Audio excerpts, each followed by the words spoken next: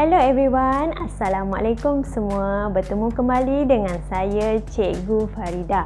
Okey, ingat tak pada video lepas Cikgu ada kongsikan tentang halangan minda. Kita dah lihat definisi halangan minda, kita dah lihat faktor-faktor yang menyebabkan halangan minda dan juga cara untuk menghapuskan halangan minda.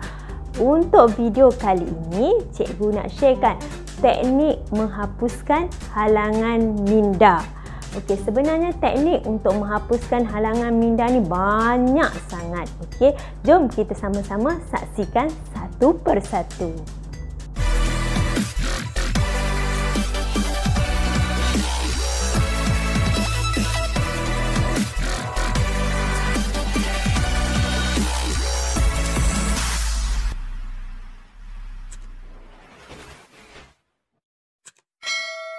Teknik yang pertama untuk mengurangkan halangan minda ataupun menghapuskan halangan minda adalah sediakan senarai tugas, iaitu senarai tugas yang kita hendak buat setiap hari. Jom dengar apa yang cikgu nak bincangkan di sini. Okey, bagaimana untuk sediakan senarai tugasan?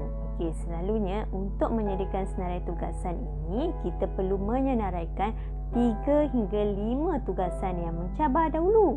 Kemudian diikuti dengan tugasan-tugasan sampingan yang kurang mencabar. Senarai perancangan tersebut perlu dilakukan sehari sebelum, sama ada petang atau malam sebelumnya.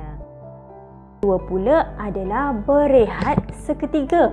Berehat bagaimana ni cikgu? Dah susah nak belajar, nak suruh rehat pula. Okey, jom cikgu terangkan.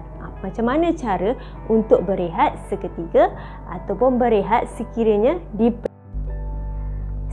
berada dalam keadaan gelisah, tepu, adalah lebih baik kita rehat seketika. Rehat secara aktif.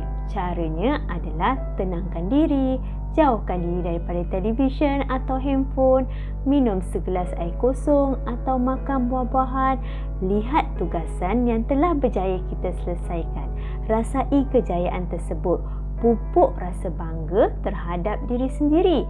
Tujuannya adalah untuk meningkatkan motivasi dan membina perspektif positif terhadap persekitaran. Yang ketiga pula, mengemas. Lah pula nak suruh kita kemas ke cikgu, nak kena kemas apa? Okey, di sini nanti cikgu akan terangkan mengemas apa yang dimaksudkan boleh membantu kita mengurangkan halangan minda.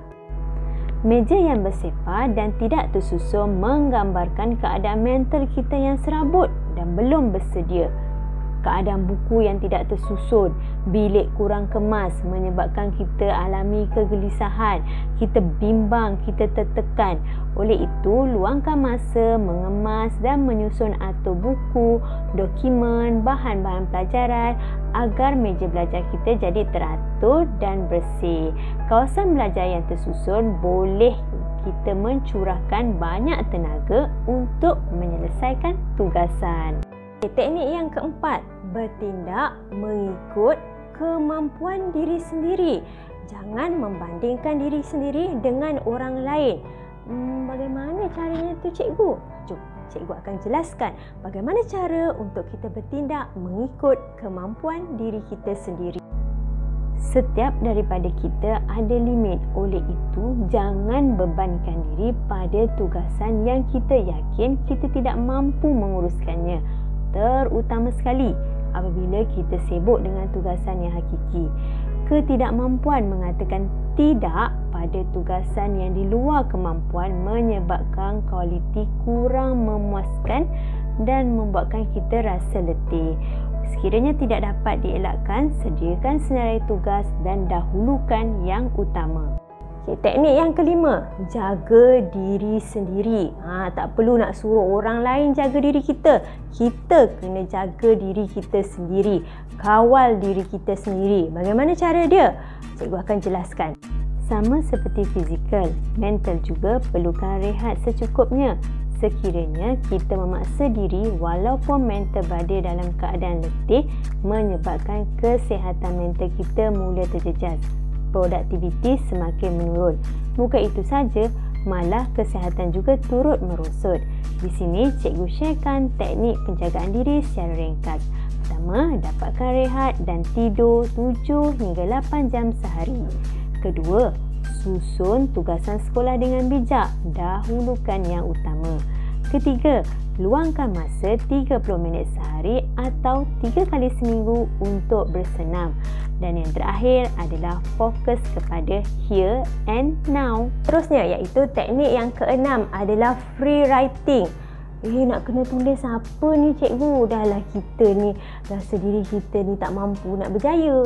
Kita rasa kerap, kita rasa kita ni tak yakin pada diri kita sendiri. Lepas tu nak suruh kita menulis pula. Nak tulis apa ni cikgu? Okey, jom kita lihat. Nak tulis apa sebenarnya? Apa yang perlu kita tulis? Dan apa yang dimaksudkan dengan free writing sebagai salah satu teknik untuk menghapuskan halangan minda. Apabila merasa buntu, tulis pada buku catatan ataupun jurnal apa yang ada dalam fikiran, apa perasaan kita.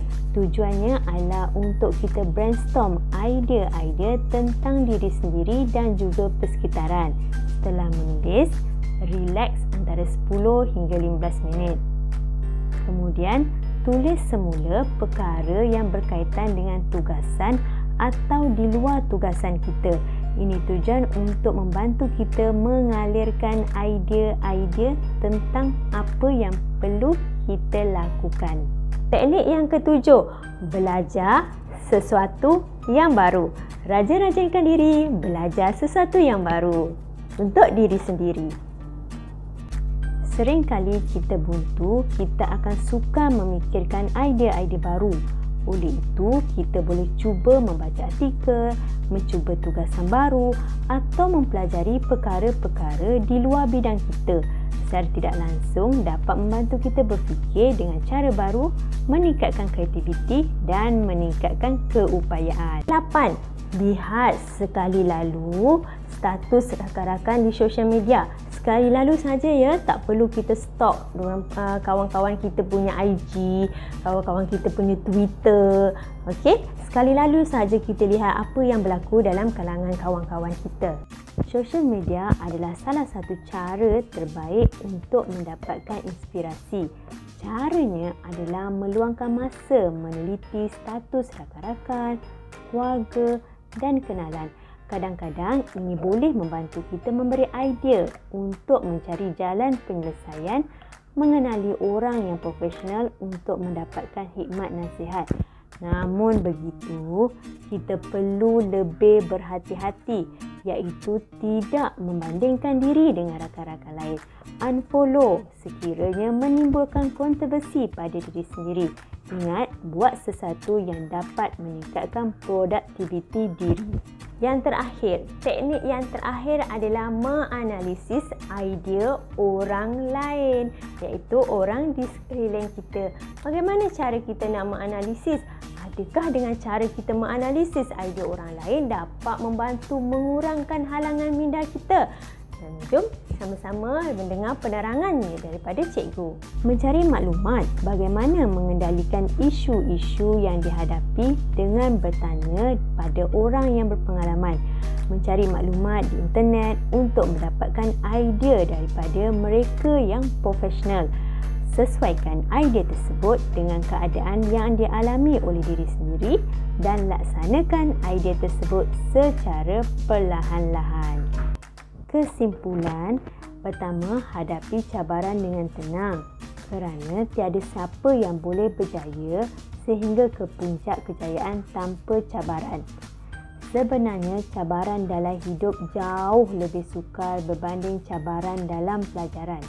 Andai kata kita berputus asa dengan cabaran dalam pelajaran, adakah kita tahan dengan cabaran dalam hidup yang jauh lebih sukar? Kedua, kurangkan memberi alasan. Memberi alasan adalah salah satu halangan minda. Kerap memberi alasan tidak boleh berjaya, tidak mampu capai apa yang diinginkan, pasti matlamat akan gagal direalisasikan. Ketiga, matlamat berjaya bukan untuk mendapat pekerjaan yang hebat. Perkara yang hebat adalah mempunyai pemikiran yang terbuka dan berkeupayaan berfikiran dengan hebat.